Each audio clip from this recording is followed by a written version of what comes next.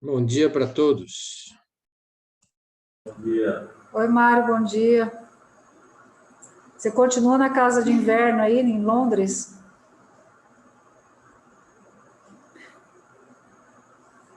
Não estou ouvindo, né?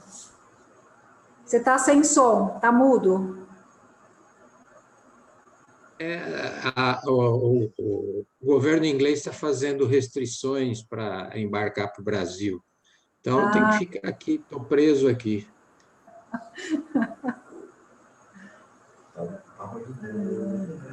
Bom, eu acho que nós já são 11h05, nós vamos começar a reunião. Hoje nós temos como nosso, né, o doutor Horácio, que ele que vai estar conduzindo o caso.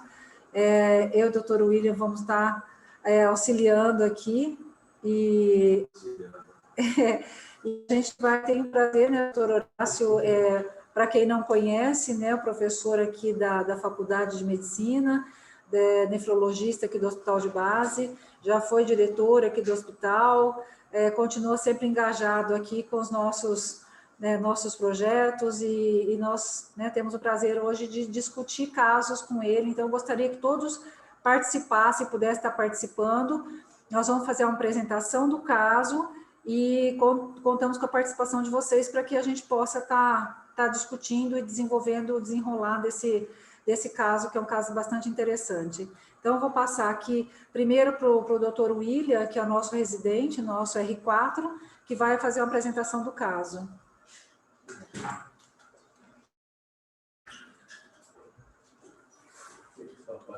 Bom dia a todos. Vou dar início aqui na discussão, né? Primeiramente, a gente vai começar com uma apresentação do caso clínico.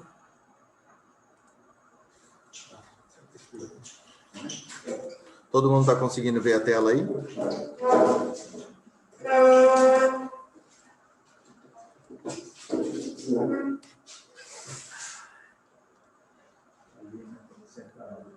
Está aparecendo a tela? Está compartilhado, pessoal?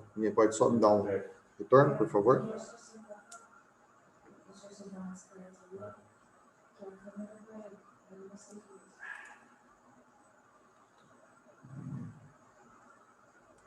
Acho que está para apresentar, né?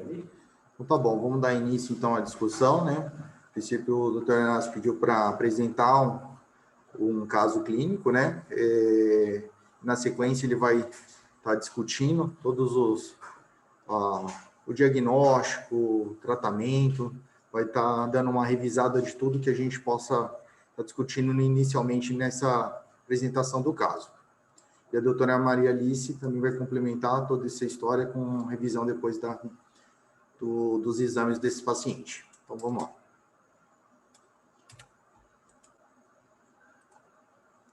Então, o caso clínico começa RH, 50 anos, branca, casada, profissão era professora, procedente aqui de São José do Rio Preto. Uma paciente que deu entrada no consultório com uma história de alteração da creatinina, né, um exame de rotina que ela fez com o seu cardiologista, e depois disso procurou um nefrologista especificamente para poder fazer essa avaliação. Ou seja, uma paciente entra só com uma alteração de um exame, sem nenhuma queixa específica para procurar o nefrologista. Ela fazia exames de rotina com o médico dela, e depois de identificar que tinha uma alteração nesse exame, ela procura o nefrologista. Não tinha nenhuma queixa na consulta. De antecedente pessoal, então começou a se dar investigação aí desse caso. Era uma paciente hipertensa há 4 anos, hipertensão bem controlada, uso regular de medicação, tinha um diagnóstico de uma fibromialgia há 5 anos, de antecedentes aí cirúrgicos, ela era uma paciente gesta 2 para 2 cesárea, nenhum aborto, esterectomizada há 8 anos por conta de doença miomatose uterina, e tinha uma história de uma doença pulmonar tratada há 10 anos, que não soube referir o que é. Medicações que ela usava, ela fazia uso de losartana, 50 mg dia, e também fazia o uso de uma fórmula manipulada, né, que nessa fórmula continha 2 anti-inflamatórios, corticoide, prednisona na dose de 2 mg, ciclobenzaprina e protetor gástrico, aí fechando essa fórmula que ela fazia uso, tá? Ela, desde esse diagnóstico dessa fibromialgia, vem usando essa medicação. praticamente que diariamente. Antecedentes familiares, a mãe era diabética, pai hipertenso, tinha 4 irmãos que também não tinha nenhuma doença relatada. No interrogatório dos diversos aparelhos, cardiológico, respiratório, gastrointestinal e neurológico, não trazia nenhuma queixa, não tinha nada digno de nota. O exame físico dessa paciente estava em bom estado geral, hidratada, corada, eupneica, não tinha nenhum sinal de febre, de icterícia, nem cianose, controle pressórico bom, pressão 12/8, parte respiratória, exame físico normal, sem nenhuma alteração, cardiológico também é o exame físico, abdômen também não tinha nenhuma alteração, visceromegalia, dor à palpação, tinha só umas nodulações subcutâneas, de consistência fibroelástica, benigna em região de tronco e mais de alguns dos membros superiores. E as extremidades dela eram simétricas e não tinha edema de membros inferiores. Então é isso. A história dela, ela traz essa queixa, vamos dizer assim, entre aspas, né, essa alteração de um exame laboratorial de rotina realizado e com esse exame físico e com esse interrogatório de antecedentes aí que eu relatei. Alguém gostaria de fazer alguma pergunta do caso? Por que ela tomava losartana se ela não relatava nada? Ela era hipertensa há 4 anos, doutor. Fazia uso de losartana por conta da hipertensão. Uma hipertensão tá. E essa fórmula que ela tomava tinha 2 anti-inflamatórios, que tipo e que dose? E, doutor, a dose agora do anti-inflamatório eu não vou ter com certeza para poder te falar. Mas era uma formulação que tinha, na base eram anti-inflamatórios. Agora, a dose, tipo assim... Tá.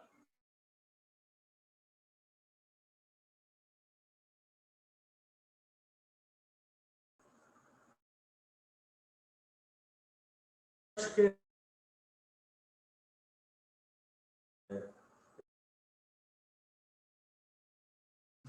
chega no consultório, que vocês recebem, vão receber, em muitos casos, apenas com alteração da função renal, creatinina alterada. E esse não tinha nenhum exame, no exame físico dela tinha uma hipertensão controlada e tomava essas medicações que o Williams acabou de colocar aí. Tem pergunta lá? Tem. Perguntaram se ela fazia exames de forma rotineira. Ela fazia exames de rotina e essa alteração foi identificada nisso. Exames prévios teremos, mas só que a gente vai estar passando posteriormente. A princípio, assim, a gente queria ver se alguém tinha alguma dúvida da história do exame físico, alguma coisa que queira perguntar especificamente. O exame a gente vai passar daqui a pouquinho.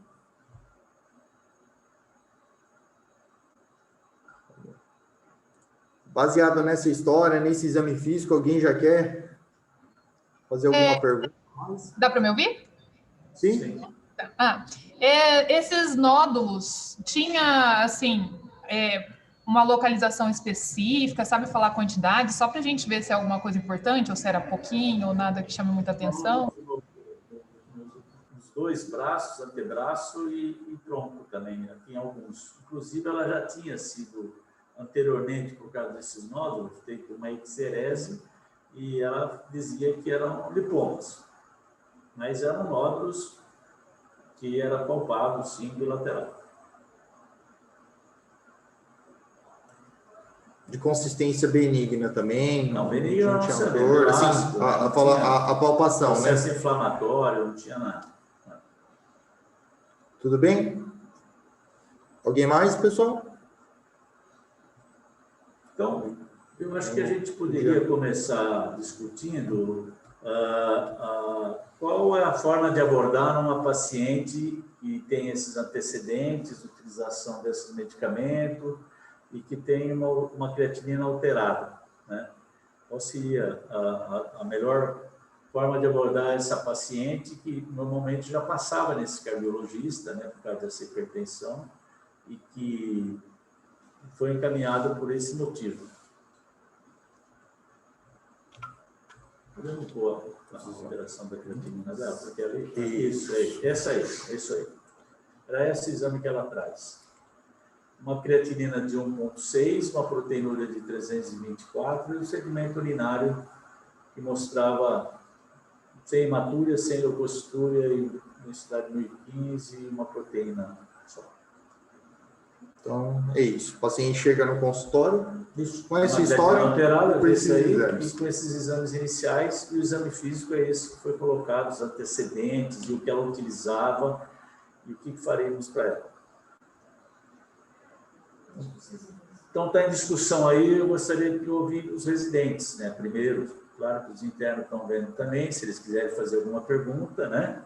Pode participar os internos, e os residentes de clínica também, que estão aí presentes, mas principalmente os R1 de nefrologia, como é que nós vamos abordar, quais essas hipóteses, como é que nós vamos fazer para mandar essa paciente para o cardiologista com conduta do nefrologista.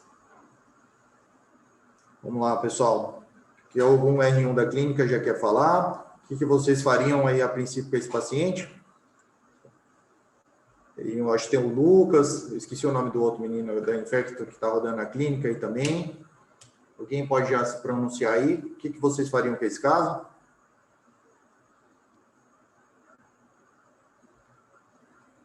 Nós estamos de máscara aqui, desculpa, porque nós estamos no anfiteatro aqui da patologia, seguido pela doutora Maria Alice aqui, então estamos mantendo a máscara, tá? Bom, acho que abriu. Pode falar. Dá para juntar alguma coisa nesse exame físico dela, essa fibromialgia? Será que era fibromialgia mesmo? Será que ela é essa hipertensão? Uma paciente de 50 anos? As drogas que ela usa? O que poderia já começar a pensar, raciocinar? E o aparecimento daqueles exames iniciais que nós já colocamos ali na tela. O pessoal do transplante está falando aqui, pensar em uma artrite reumatoide, falando presença desses nódulos subcutâneos e, a princípio, iam suspender os anti-inflamatórios. Certo. Então, vocês suspenderiam esse anti-inflamatório aí, de primeira conduta, e começaria a abrir uma investigação para uma doença reumática? Artrite, é isso?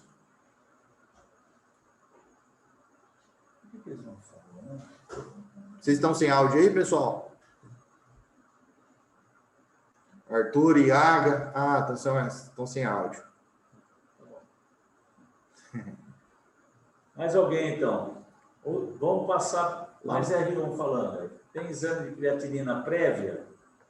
Sim, por isso que o cardiologista mandou. Ela tinha um exame de creatinina prévia, nós vamos mostrar, mas já podemos adiantar. Certo. Vocês querem definir se é aguda ou crônica? Que era 0,809 de creatinina prévia. É ultrassom, doutor?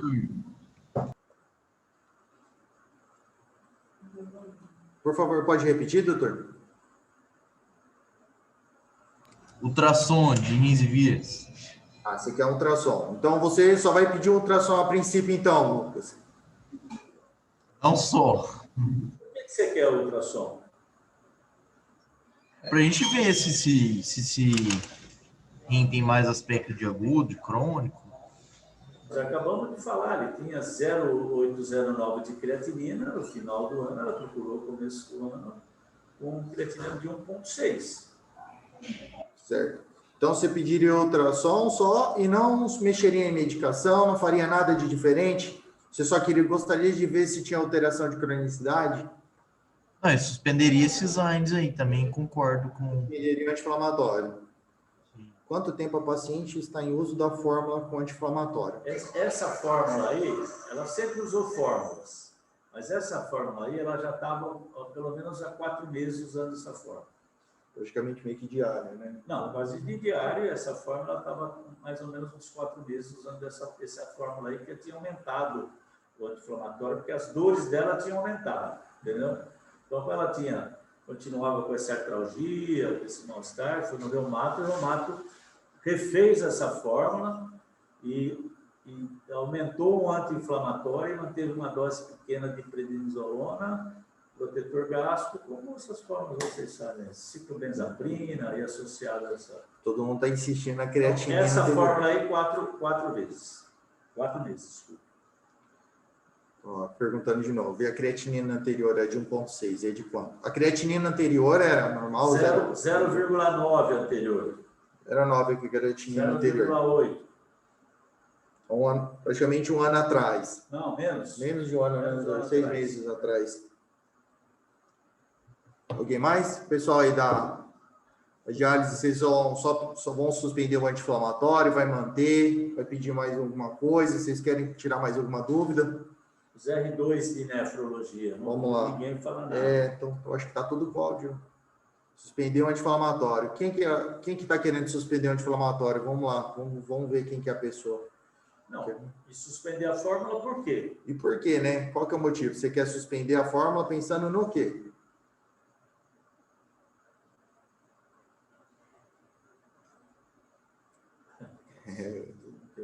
Todo mundo quer ultrassom é a creatinina anterior. Bom, já falamos a creatinina anterior. Pensando que a lesão renal pode ser causada pelo anti-inflamatório. Que tipo de lesão renal o anti-inflamatório causa que você quer suspender? Tem milhares de pacientes usando essa fórmula. Se você for lá à tarde no ambulatório da reumatologia de manhã, você vai pegar no mínimo hoje 70% está usando essa fórmula, esse tipo de fórmula. Então, quem quer suspender está pensando em algum tipo de comprometimento, né? Qual seria?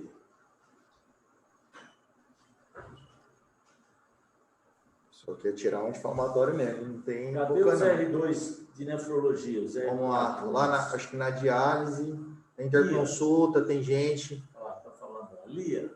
Nefrite intersticial aguda. Os mínimos efeito hemodinâmico. Ok, tá. Já colocaram alguma coisa aí. Não, mas efeito hemodinâmico, a gente sabe que o anti-inflamatório só vai ocorrer se ele tiver algum mecanismo que interfira com esse bloqueio de prostaglandina. Geralmente, os pacientes que têm insuficiência cardíaca, hepatopata, pacientes com insuficiência renal, nefrótica, que faz com que exista esse efeito hemodinâmico rápido, urgente, né, dos anti-inflamatórios.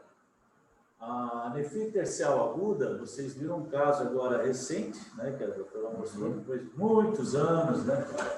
E o doutor Hermes, o doutor Rodrigo, o doutor fala da nefrite intersticial. Falei, vocês precisam buscar em casa para me trazer, para me ver uma. Eu tive o prazer de ver uma nefrite intersticial aguda. E assim mesmo eles duvidaram, depois que saiu, né? Doutor, eles estão pedindo para o senhor falar um pouco mais alto, mais perto. Isso, vou chegar mais perto. Então, está conseguindo agora melhor? Então tá. Eu vi o áudio está um pouquinho mais baixo. Então, a história dela, vocês verem, vocês vão achar que esse tipo de encadeamento de alteração de função renal é muito importante. É o dia a dia hoje, né? Com a divulgação da creatinina, tudo. Então, existe essa possibilidade sempre de ter essa abordagem. E, para nós, é fundamental que a gente tenha exames anteriores, né? Sempre a gente fala, mesmo o paciente internado, a gente fala, você fez algum exame anterior, fez algum segmento anterior, né? Para a gente poder comparar. Bom, então nós suspendemos o anti-inflamatório dela, né? E voltou, pode passar o próximo, voltou logo em seguida, 15 dias depois, para a gente ver os resultados do exame dela. Então, o exame que ela traz na consulta, foi suspenso o anti-inflamatório. Ninguém pensa em mais nada, não pensa em doença sistêmica, artralgia, perda de função renal, aparecimento de proteinúria numa mulher, não pensa em lúpus, não pensa só artrite reumatoide, só anemia e mais nada, não tem mais nenhuma hipótese para a gente pensar. Me repete qual é o tempo de hipertensão que ela tem? 5 anos, Mário. E já que ela veio do cardiologista, ela não trouxe nenhum ecocardiograma? Trouxe prova de esteira, eco... o eco normal? Eco normal. A hipertensão dela, muito leve. 12/8 e tinha feito recentemente toda essa avaliação, todo normal. Então, não tem outra hipótese, é só a medicação e lesões mínimas, 50 anos de idade, e sem mais nada.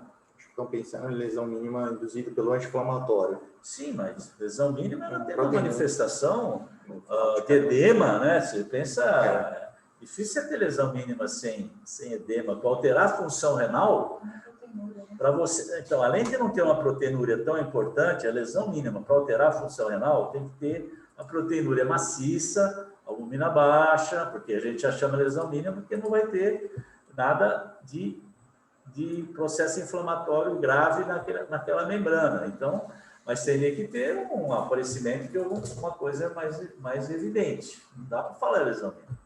O pessoal aqui, doutor, falou que gostaria de suspender o anti-inflamatório, né, para descartar uma lesão induzida pelo anti-inflamatório. E pensando nessa alteração de sedimento, pensaram agora em lúpus, artrite reumatoide, esclerodermia pelo histórico de uma doença pulmonar no passado. Isso. Vocês, então, nós vimos aí que ela dizia que há 10 anos atrás ela tratou de uma doença pulmonar que ela não soube explicar. Nós perguntamos bastante para ela e a gente achava que você pegou o remédio no posto de saúde para ver se era tuberculose. Não peguei. Mas você tomou medicação? Tomei, doutor. Tomei um bom período e eu não tive nada. Mas por que você teve esse quadro pulmonar? Eu tive tosse, um pouco de cibilhos. Procurei um pneumologista, fiz exames, ele me deu esse medicamento. E eu fiquei boa depois de 6 meses. Faz 10 anos que eu tive isso, nunca mais voltei. Então, eu estou vendo ali, para ser esclerodermia também, pela doença pulmonar, esclerodermia é difícil, você só tem um cometimento, assim, primariamente só do pulmão, né? E o rim geralmente vem acompanhado, nós tivemos perda de função renal, mas hipertensão severa, né? Difícil você não ter uma hipertensão, uma esclerodermia com comprometimento renal.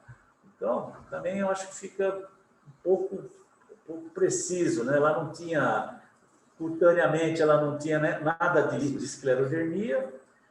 Lúpus, ela faltou alguns exames mesmo, né? Podia estar abrindo um quadro de lúpus, né? O paciente de 50 anos, proteinúria inicial, não tinha hematúria, mas dos casos que nós estamos falando aí de poliartralgia, né, com comprometimento renal, alteração, não dá para afastar uma das doenças aí das doenças reumatológicas que vocês estão colocando. Eu acho que lúpus seria uma que a gente não dá para afastar. Sempre a gente tem que pensar, né? Muito bom. Acho que então foi suspenso esse medicamento dela e ela volta depois com alguns exames. Então, está aí os exames de chegada e volta dela. Após a suspensão, então ela tinha essa creatinina de 0,8, olha, você vê, em junho do ano anterior, né? Mudou ali, mudou a data lá em cima, era 19. Isso, um pouquinho. E depois foi para 1,6 na primeira consulta. Com a retirada do medicamento, aumentou a creatinina dela. Foi para 2,1. Deu ruim. Em vez de melhorar, piorou. Ela piorou a proteinúria, piorou a creatinina, e ela tem esses outros exames. Os complementos dela foram normais. A proteína dela, de fato, ela estava uma albumina boa, 4,2, 2,6, proteínas totais. O sedimento urinário dela continuou só com proteinúria. E aumentou a proteinúria e piorou a função renal dela. 12 de hemoglobina, plaquetas normais, e tinha também cálcio, um pouquinho aumentado, cálcio de 1,5 iônico, 4,2 no fósforo, PTH 45, e vitamina D também que ela tinha dosado. Então, ela trouxe alguns exames que ela já tinha, que não tinha trazido na consulta, e também alguns que não tinham pedido. Inclusive, o que nós tínhamos pedido era mais essa proteinúria, função renal, complemento dela e a proteína dela. Aí, ela vem no nefrologista, tira o anti-inflamatório, ela piora a função renal. Muito bom. E agora? O que fazer? Aberto, novamente, outro problema agora para resolver. Das hipóteses que vocês colocaram lá, nefrite intersticial aguda, artrite reumatoide, lúpus e esclerodermia. E lesões mínimas. Não, lesões mínimas já tira isso aí. Vamos lá. Lá na interconsulta. Não apareceu edema, não apareceu hipertensão dela, continuou, mas ela trouxe esse exame que preocupava, né?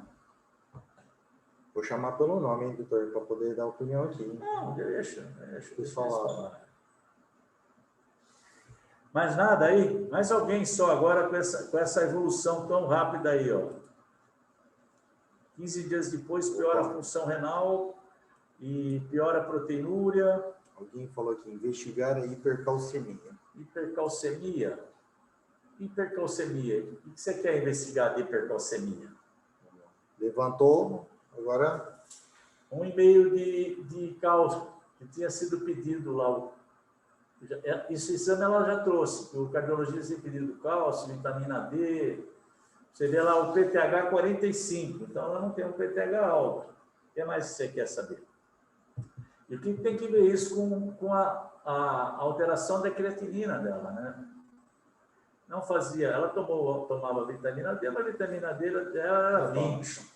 O PTH estava dentro do normal, o fósforo estava dentro do normal. Então, chamava atenção era isso aí, tá? Já está bem investigado. E tem essa piora da proteinúria e piora da função renal. Vamos lá. Vamos lá, pessoal. Alguém quer investigar a hipercalcemia? O que vocês estão pensando? Podem falar aí. Acho que é mieloma. Estou pensando em mieloma, é isso? Por isso pediram, querem investigar a hipercalcemia? Tem que dosagem de...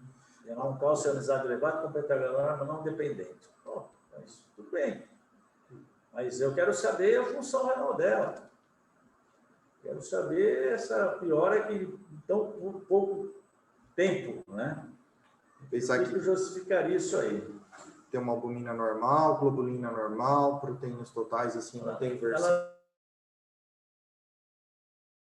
Até ali não tinha uma anemia importante. Parece que estava no segundo hemograma dela, ela tinha um pouco menor, tinha 10,5, 11 de hemoglobina, quando ela voltou com 2,1.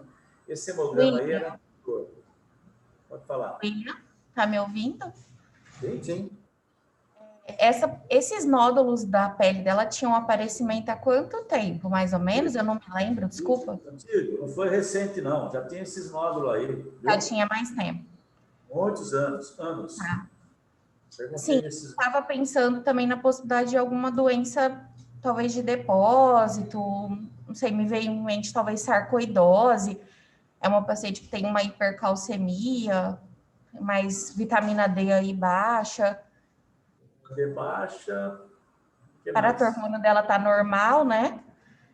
Aí mandaram aí no grupo perguntando sobre a 1,25, né? Não sei se vocês chegaram a dosar para a gente ver uma conversão externa aí. Mas, né, vocês querem tudo, né? Vocês estão acostumados a usar 1,25. Não tem dosagem de 1,25, tem dosagem dessas aí que foram colocadas. Então, ficou de hipóteses. Agora foi levantado sarcoidose, artrite, esclerodermia tira. Deixa eu ver. Pouco provável. Lúpus. Lúpus como complemento normal, fica já diminui. Para artrite reumatoide, que história que ela tem? Vocês estão se baseando só nos nódulos para falar de artrite reumatoide? Ela não tem história nenhuma, né, que sugere artrite. Eu também acho pouco provável. E essa piora da função renal, né? Ela tinha dores difusas, não foi diagnosticado uma fibromialgia, mas não tinha alteração de articulação. Não, desde o primeiro. Então, ela chegou a fazer os exames de artrite? Foi. O reumatologista que acompanhava ela excluiu essas doenças iniciais e tratava com essas formas. Então, ela no primeiro momento, lá atrás, ela trouxe esses exames de artrite reumatoide todos negativos. E não tem um comprometimento tão rápido também de função renal, a artrite reumatoide. A gente sabe, né? Quantos artrites reumatoides nós vimos aqui com comprometimento renal, né? Alteração de função renal? Certo? Então. E aí? Qual a conduta que nós vamos fazer agora? E vou dizer mais um pouquinho, porque daí, uma semana depois, ela voltou com uma creatinina de 2,8. Só piorando. Sem edema, piorou a creatinina, a ureia dela subiu, a creatinina subiu, e aí que esse hemograma já estava caindo um pouquinho. Hemoglobina de 10,5, série vermelha de 36, 35, e a piora evidente da função renal. Aí não havia dúvida nenhuma, não tinha mais dúvida nenhuma, 0,8 e 6, 2,1, 2,8. Ultrassom renal. Foi feito ultrassom renal. É que vai aparecer. Está lá na frente. Está lá na frente, mas pode falar o ultrassom renal dela? Ela faz ultrassom, o ultrassom foi normal. Normal. De tamanho normal. Tamanho normal, não tinha calcificações, não tinha cálculo, não tinha cisto. E um rim bom. Rim córtex boa. Vamos embora, senão não vai dar tempo. Vamos, senão não vai dar tempo. É isso mesmo. Tem a doutora, tem uma resuminha depois. Ó, já foi meia hora. Quer mostrar o exame antigo dela? Você pediu para trazer o raio-x? Tá certo. Vamos, nós pedimos os exames também. Nós podemos mostrar. Esse era o raio-x dela. Tinha um laudo bem dado pelo doutor Arthur, que era um especialista aqui, dizendo que tinha uma calcificação no lobo superior residual. E um aumento ali do arco aórtico, ele não adiantou mais nada. Não tinha tumor, não tinha infiltrado. Largamento do mediastino. E ali um pouco de uma calcificaçãozinha lá. E mais nada, que ele deu como residual. Mas, passa próximo. Esses eram os nódulos, tá vendo? Ali, ó. Mostra os nódulos. Aqui, São nódulos múltiplos, ó, tá vendo? Nódulos múltiplos, né? Tanto aqui, nos dois braços, bem evidente. E ela disse que às vezes esses nódulos ficavam um pouco mais inflamados quando ela teve esse quadro pulmonar lá atrás. E que agora ela tem isso aí, já tiraram esse nódulo dela uma vez. E ela não conseguia esse anátomo. Ela disse que o médico falou que ela limpou e deixasse desse jeito, não mexesse mais. Bom, passa mais um. Então, esse era o braço dela. Essa era o exame de imagem, tá? E passa mais um só para ver se tem ultrassom. Ultrassom que está a descrição do ultrassom está aí. Normal. Ausência, dilatações, cálculo. O que fazer com ela? Então, o laudo quer falar que escreveu o laudo da tomografia. Vamos passar. Fala. O R4 vai falar. O que nós vamos fazer com ela? Rim bonita, córtex esperando o que lá? Hein? Esperando uma agulha lá para biopsiar ou não? Dá para me ouvir? Estou ouvindo. A gente pensou aqui em piora de função renal, piora da proteinúria, que a gente não tem nenhuma causa definida, talvez uma biópsia renal. E trataria, faria alguma coisa de imediato ou só biopsiaria aí? Então, biópsia renal. Biópsia renal. E depois eu falo um pouquinho de indicações de biópsia renal. O que é? Vou fazer a biópsia. Passa por biópsia para ela aí, para lá. Isso, põe aí. Deixa ela sentar aqui. A biópsia está aqui embaixo? Ah, tá. Opa.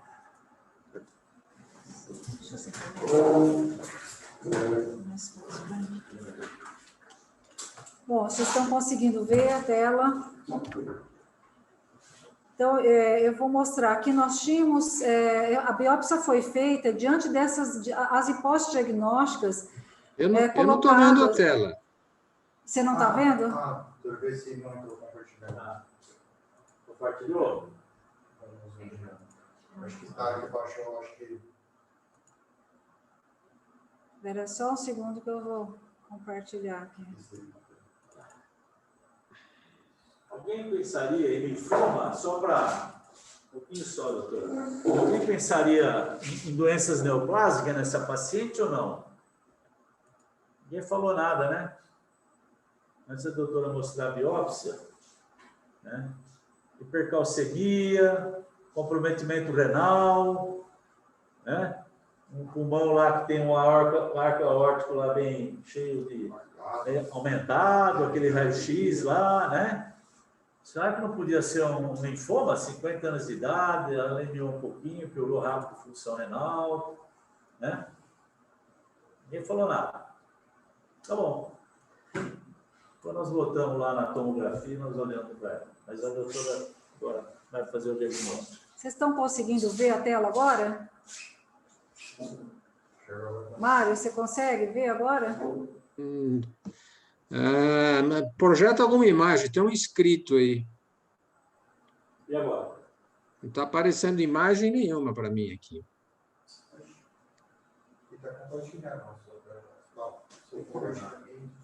Aqui, a patologia, mede, está compartilhando a tela. Você tem que parar de compartilhar. 2 cliques para entrar no modo cheio. Descompartilha essa, então. Descompartilha, tira.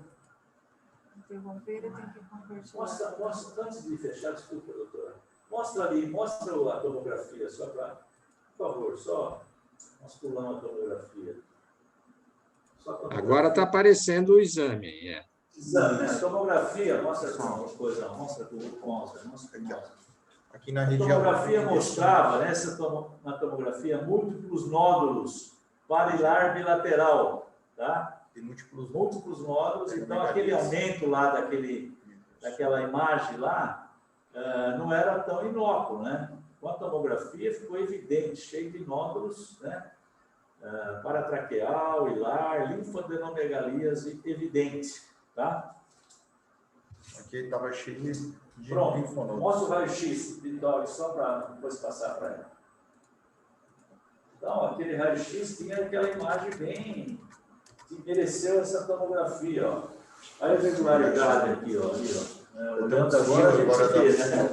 Está meio desviada. Então, tá bom. Vamos.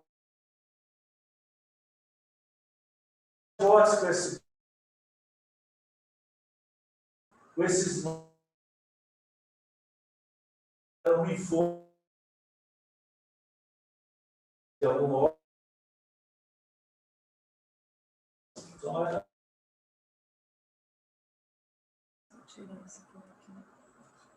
Hipercalcemia, perda de função renal, tomografia com linfoadenopatia barilar paratraqueal, exuberante. Então, você analisa as hipóteses. Agora está dando para ver? Gente, alguém responde só se consegue ver a tela ou não. Não. A mesma coisa.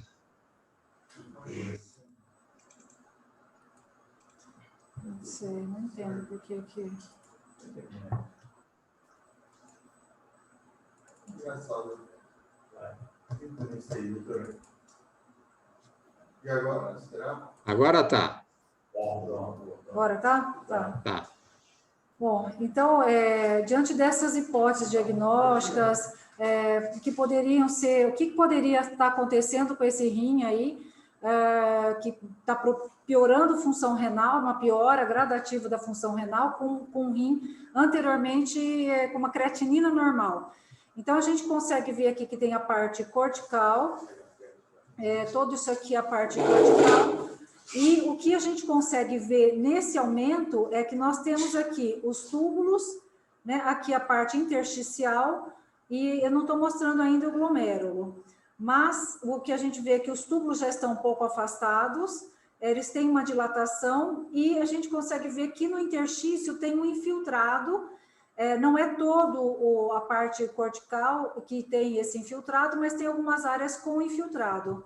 E a gente começa a ver que aqui tem um aglomerado aqui mais de células inflamatórias, que eu vou aproximar mais.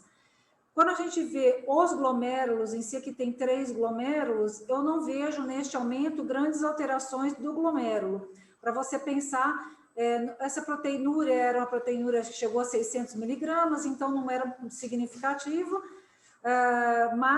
e que eu não podia descartar que tivesse alguma alteração glomerular. Mas o que a gente vê, de novo aqui, o interstício com infiltrado, basicamente o infiltrado é por linfócitos, e os túbulos dilatados com uma dilatação. Quando a gente segue mais, o que começa a aparecer? A gente começa a ver que tem alguns lugares que até lembravam que fosse um glomérulo, mas o que a gente vê aqui, na verdade, são granulomas que a gente consegue ver no interstício dessa biópsia. Eram 11 glomérulos, né, e os 11 glomérulos não tinham grandes alterações. Quando a gente aproxima mais o glomérulo, ele tinha as alças preservadas, né, uma leve alteração de celularidade, ele era muito discreta em um ou outro glomérulo, sem alteração praticamente nenhuma dos glomérulos. Eu aproximo um pouco mais para mostrar aqui as alças capilares, as células mesangiais, né, células endoteliais, e não tinha nada nos glomérulos.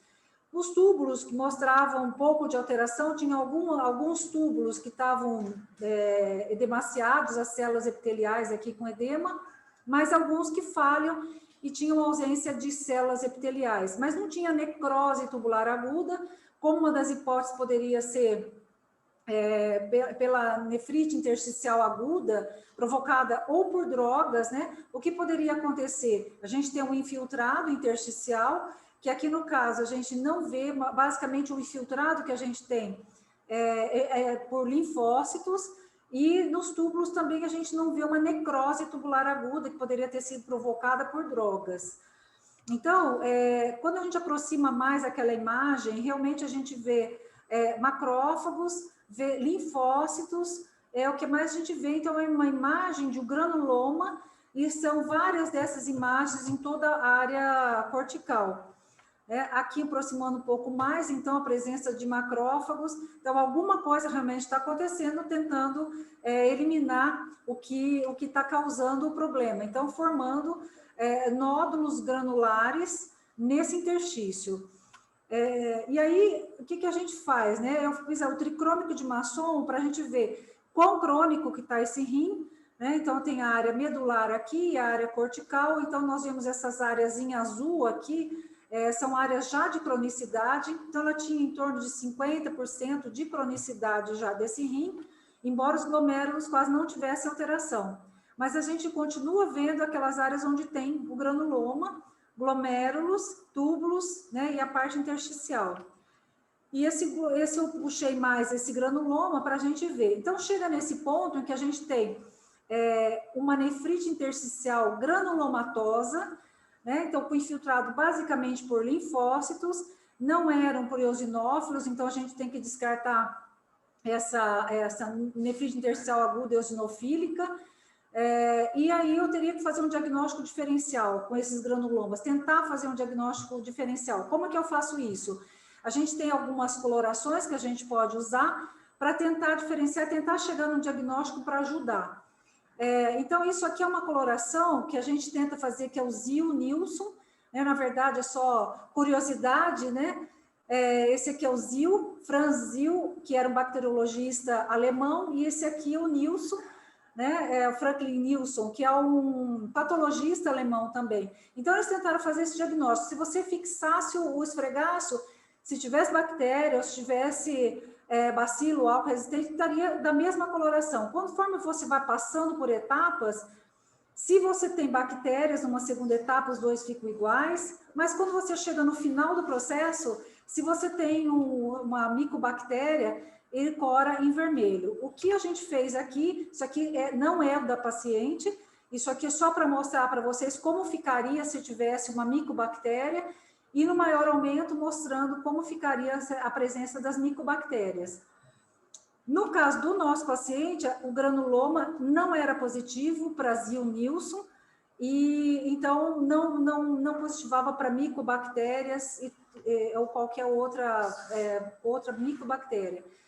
Aqui também o outro granuloma, mostrando os macrófagos, mas não tinha a presença. E uma outra coloração que a gente pode fazer uso também a prata, que é a prata de Gropô, onde a gente vai ver a presença dos esporos e das hifas, que também é aqui para mostrar aqui os esporos e as hifas, né? Que aqui bonitinho, esse aqui é um controle que a gente tem, mas na nossa paciente não era positivo também. Então, tem aqui os granulomas na prata, o granuloma maior, mas não tem a presença de micobactérias, não tem presença de fungos, hifas e nem nada.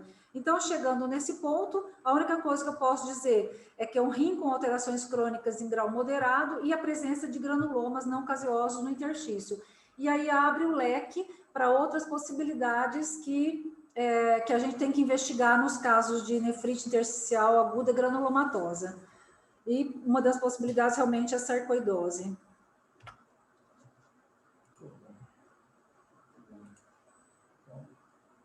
Agora o doutor Horácio aqui. Vamos mostrar a sequência isso aí é só mostrar os exames após a medicação. Então, essa paciente, ela, com a hipótese e a confirmação de sarcoidose, ela foi tratada com corticoide, e a evolução vai ser passada aí pelo livro. Então, o senhor introduziu 60 miligramas inicialmente para ela, né, doutor, de prednisona, e depois foi feita a redução gradual no decorrer de 3 meses até manter uma dose de 10 miligramas. Então, ela tem uma piora de função depois que tira o corticoide, né? Então, vamos ver como é que foi a evolução.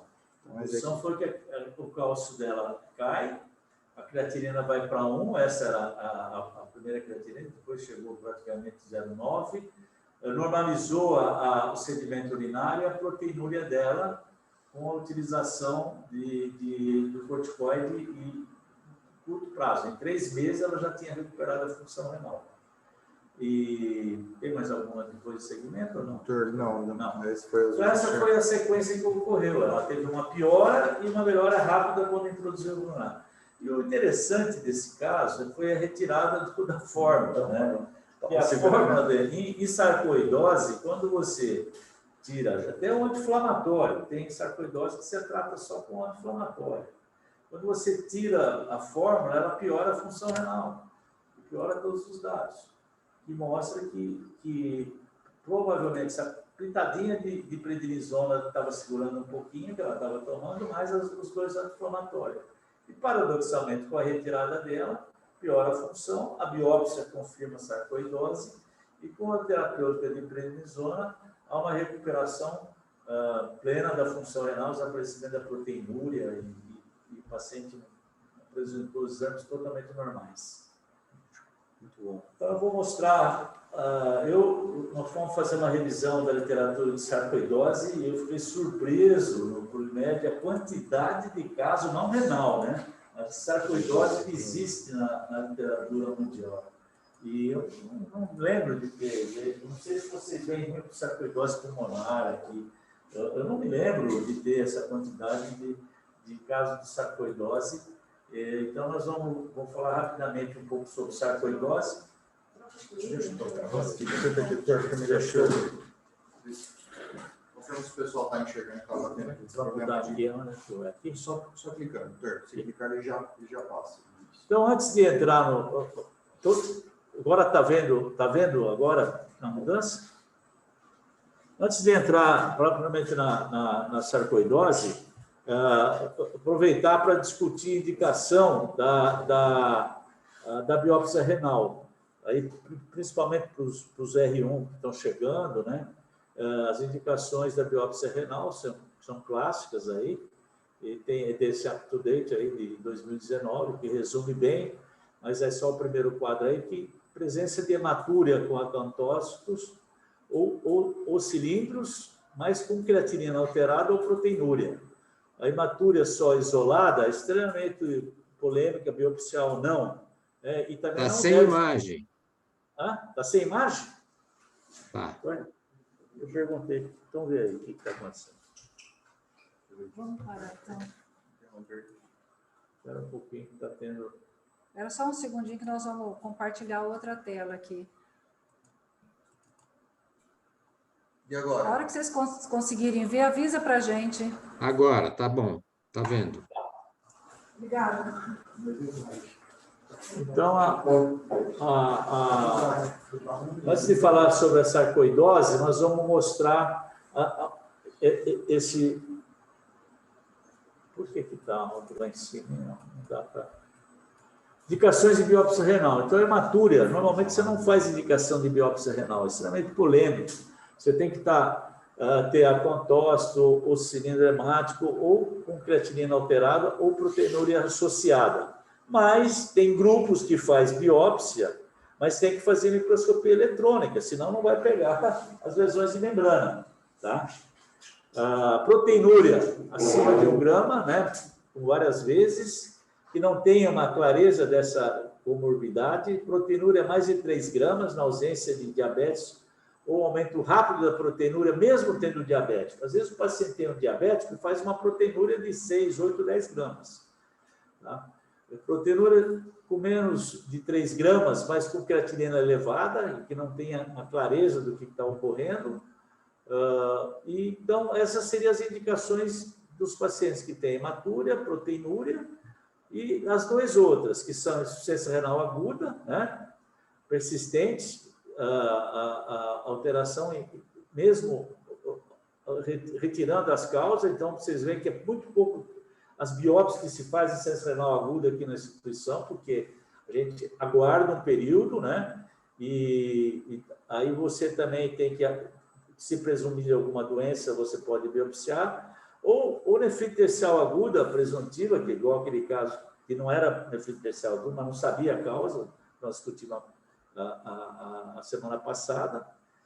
Ou você tira o remédio todo e não melhora, você também pode ter indicação de biópsia. E paciente que é crônico e que está estável, de repente dá uma subida rápida de função renal, você aguarda, refaz e está subindo a creatinina sem uma causa aparente. Ou crônico que aparece de repente hematúria e proteinúria. Então você tem, essas seriam as indicações assim mais consensuais e que estão resumidas nesse artigo de core curriculum que depois vocês podem ter acesso. Sumiu, American Journal, está lá em cima. E as contraindicações? Não consigo ler. É importante falar das contraindicações. Não consigo. Por que é procurando? Não sei. Vocês conseguem ver a imagem inteira ou não? Eu vou puxar para o lado aqui, ó. Que pode. Dá para ver indicações e contraindicações. Mas não, agora vai. Agora, falando o que é. Isso aqui também? Bom, então, quais seriam as contraindicações? Nós falamos as contraindicações consensuais para esse guideline. Agora vamos falar as contraindicações, que a gente tem que pesar bem. E por que não pode fazer biópsia? Claro, o risco de sangramento. Então, está lá. Plaqueta muito baixa, INR elevado, uso de anticoagulante, inclusive warfarin, aspirina, heparina, ou via oral, os inibidores do fator 10. Ou o paciente está usando anticoagulante e a retirada de anticoagulante vai ter risco para ele. Então, você precisa pesar o custo-benefício. Você tem risco, se você parar um anticoagulante, o paciente que está com válvula mecânica, está com um tratamento de TEP com Chagas elevado, tem antifosfolipase com antifosfolípidos ativo, tratando com anticoagulante, você não pode biopsiar. Se você tirar anticoagulante, você pode causar uma catástrofe. Então, risco de sangramento, uso de anticoagulante, hipertensão, importante, tem que baixar a hipertensão, rins pequenos, hiperecóico, né? Então, paciente que tem função renal abaixo de 30 ml de filtração, ultrassom evidente de hipercogenicidade, a gente não biopsia, a não ser que seja um protocolo de pesquisa passado pelo CEP e tal. Vocês acabaram de ver um paciente internado, um paciente de 26 anos, lúpus, e que chegou com 9 de creatinina e que tem um rim crônico, né? Rim com problemas anatômicos, né? ou com múltiplas vascularidades, ou múltiplos cistos que você não consegue nem pegar o parênquima. Em ferradura, também, às vezes, é difícil pela posição dele. Hidronefrose, não deve biopsiar. Você tem que tirar essa hidronefrose, derivar, para depois, se precisar, biopsiar. Rim único é uma pergunta muito frequente. Biopsia rim único ou não? Custo-benefício. E hoje dá para biopsiar rim único, tanto é que a gente biopsia transplante. O transplante está na fossa ilíaca, mas a gente biopsia, entendeu? Desde que seja bem visível e de uma pessoa experiente, pode-se biopsiar rim único, desde que a gente tenha todas essas indicações precisas dessa biópsia. Infecção, não pode biopsiar, infecção de pele, suspeita de pielonefrite, pessoas que não têm colaboração, precisa sedar, aí precisa ver o consenso da família do paciente. Então, eu quis falar isso antes da indicação da biópsia, porque a gente fez uma biópsia indicada uma perda rápida de função renal, que foi dito.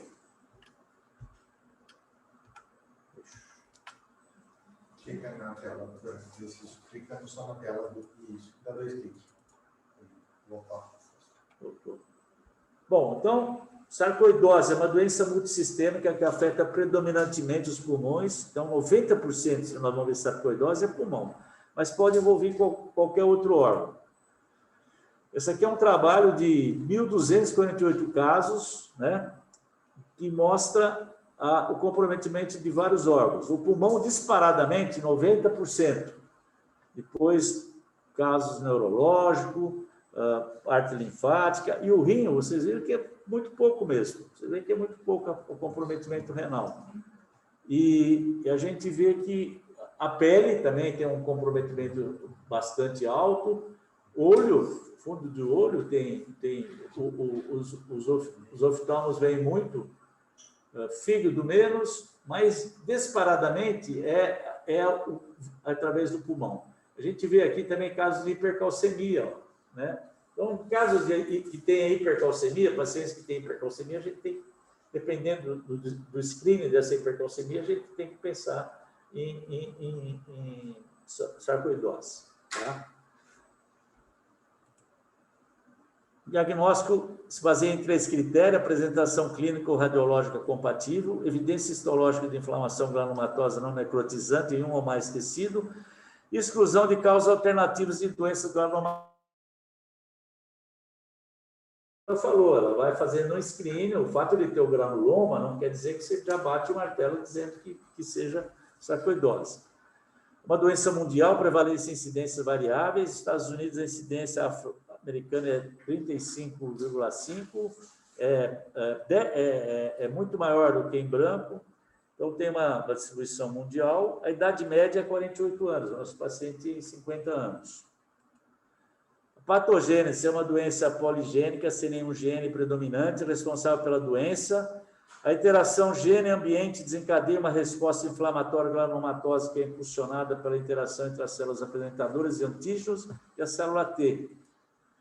Granuloma na sarcoidose é não necrotizante, na maioria dos casos, embora a necrose focal possa, às vezes, ser observada. Alguns fatores ambientais estão relacionados à doença, inseticidas, fungo, bolor, micobacteriose, etc. Aqui tem também uma forma o que pode ser desencadeado, tem múltiplos agentes aqui, então, as toxinas mais frequentes, as infecções mais frequentes, doenças malignas, processos inflamatórios, até vasculite. Então, não é só uma coisa específica. Então, pode vir associado a outros fatores desencadeantes. E aqui é um passo a passo também, como é que você... Essa coisa em cima aqui está dura, hein? Que coisa, hein? Como é que faz? Puxa, acho que agora melhorou. Não. Só clicar nela e puxar? Não. No lado, né? Espera um pouquinho só. Como é que é, doutor? Puxar aqui, eles ficam bem em cima.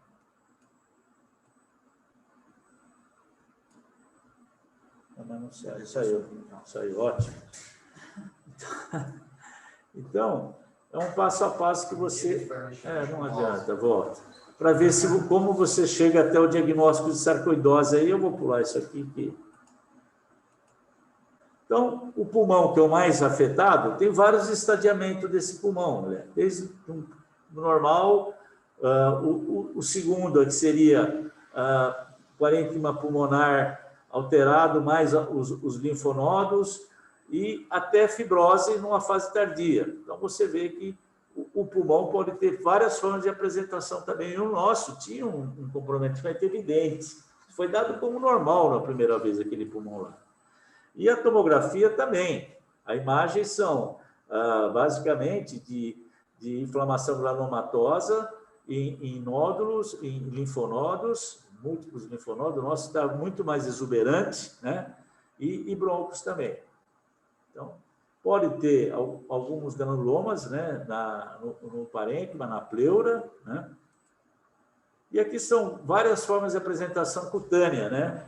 Existe uma síndrome chamada essa síndrome de Lufgren, que é eritema nodoso, artrite e linfadenopatia hilar bilateral, que é um quadro agudo que ocorre, né? Que às vezes você tem essa manifestação mais exuberante. A pele pode ter tudo isso. O nosso era isso aqui, ó. Essa daqui, ó, que tinha nódulos difusos aqui, ó, né? Nós vamos ver. Essa é uma biópsia de um granuloma não necrotizante pulmonar. E aqui também tem do guideline que saiu no final de 2020, da Associação Americana de Respiratória, mostrando como é que o que favorece, o que é contra a sarcoidose na presença de um granuloma. Então, está bem descrito aqui, é mais histológico, e a doutora já falou que tem que ir em frente a esse granuloma e fazendo esse passo a passo para chegar à conclusão, o que favorece e o que não favorece o diagnóstico de um granuloma. Tá? No rim, hipercalcemia, vocês têm razão lá, aquele cálcio estava elevado, e uma das manifestações da sarcoidose no rim é aparecimento de cálculo, nefrocalcinose, entendeu? Você pode ter nefrocalcinose, nesse paciente nosso não tinha, esse aqui é de literatura, né? E a biópsia mostrando também que tinha também depósito de cálcio. Então, eles faziam hipercalciúria, eu não dosando a hipercalciúria nessa paciente. Então, mas não tem essa hipercalciúria dela, mas ela tinha, mas não tinha cálculo.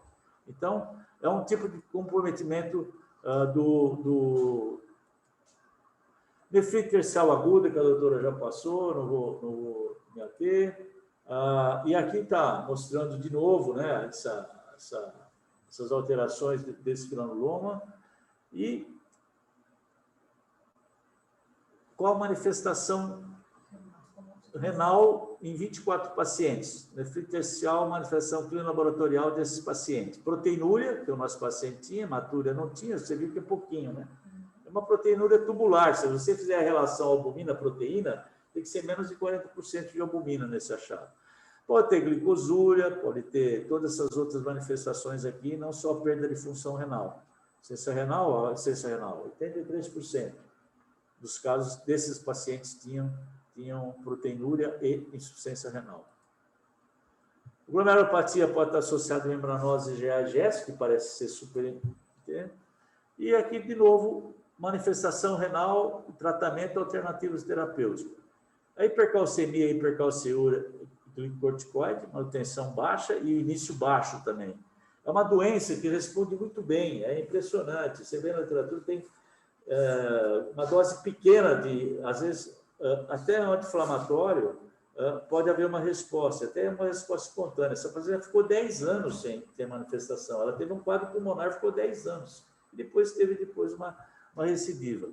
A nefrite tercial granulomatosa também, tratamento inicial é corticoide, doença glomerular, disfunção tubular corticoide, nefrolitíase, controle metabólico, nefrocalcinose, controle metabólico. Aqui parece a aula do Mário, né?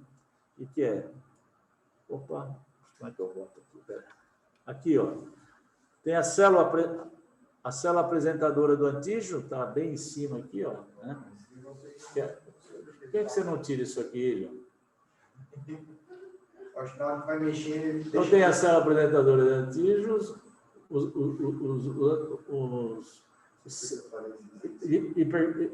aqui tem uma não consigo enxergar, aqui atrás. Aqui uma CD4, então apresentando antígeno, é ativado, e essas células CD4 se proliferam, você vê ativado, olha o que ela produz de interleucina, e olha aqui o granuloma que nós estamos vendo que ela falou, está cheio de célula linfócito, cada uma delas já tem CD4, CD8, célula B, tem macrófagos também, e cada uma dessas substâncias aqui, cada uma pode ser tratada dependendo da sua via, como vocês viram lá no transplante, muito mais detalhado.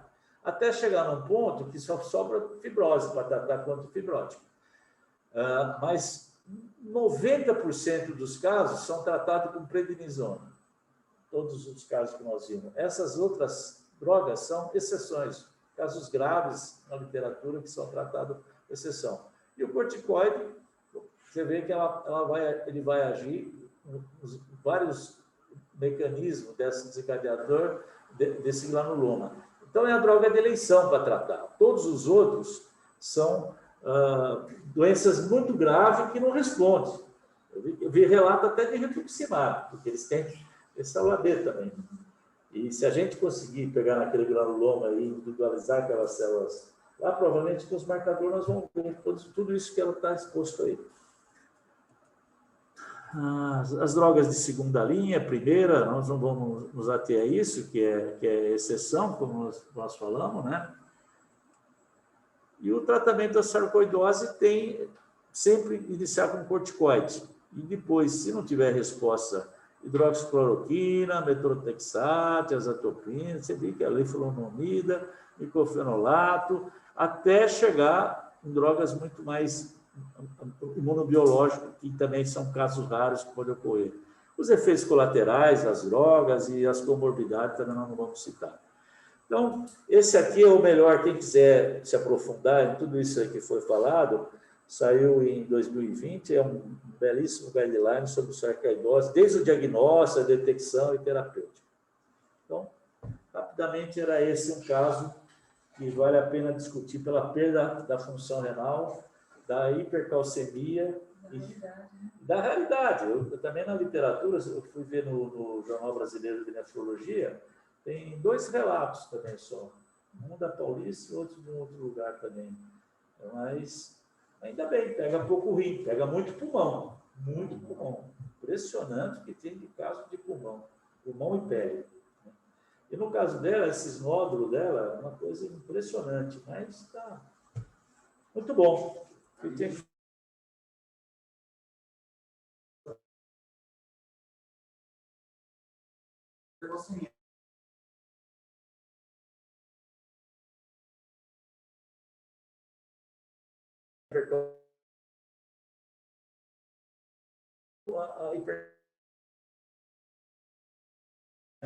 E não foi uma hipercalcemia tão elevada assim, né?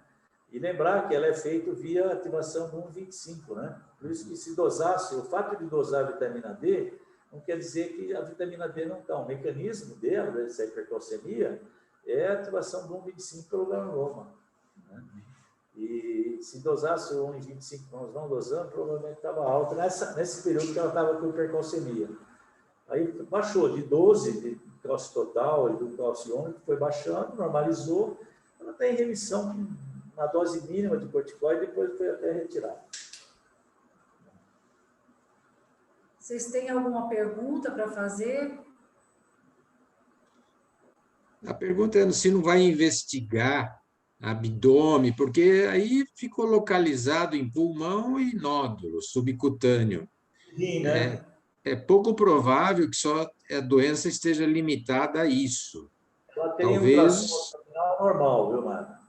Não fez tomografia, mas ela tem ultrassom abdominal normal. Ela não tem sintomas abdominais, mas ela tem ultrassom abdominal normal. Mas acho que tinha que fazer um tomo dela de abdômen. Não sei se ela fez tomo, posso até ver.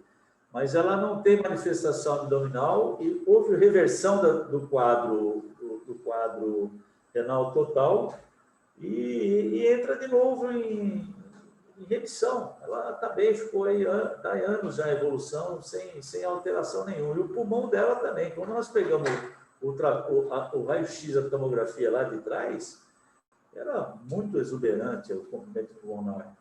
E ela tratou 6 meses, provavelmente foi corticoide que ela tomou também. Não sabe, mas nunca mais ela teve mais nada, né?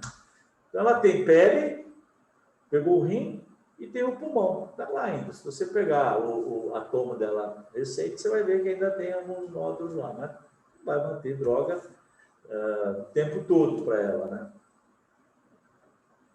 Ninguém sabe qual é a quantidade de droga que tem que dar e qual o tempo que tem que dar.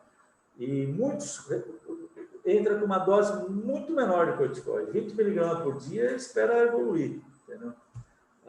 E a resposta é grande. E tem outros que não conseguem. Aí entra com todas essas drogas de segunda linha. Aí. Então, sarcoidose é rara, o comprometimento renal, muito frequente, comprometimento pulmonar, visão e sistema neurológico. E pele também deve ser muito frequente pela dermatologia.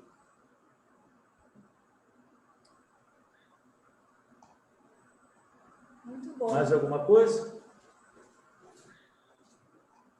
Se ninguém tiver mais nenhuma pergunta, nós vamos só agradecer ao Dr. William, que apresentou a parte clínica, e ao Dr. Horácio, que aqui cedeu esse caso que ele acompanha, mas é um caso extremamente interessante. Eu acho que a gente tem que estar sempre atentos, né? Porque foi pequenos detalhes, né? Uma alteração de função renal, e tudo isso que foi discutido por vocês. Eu acho que é um caso que só acrescenta.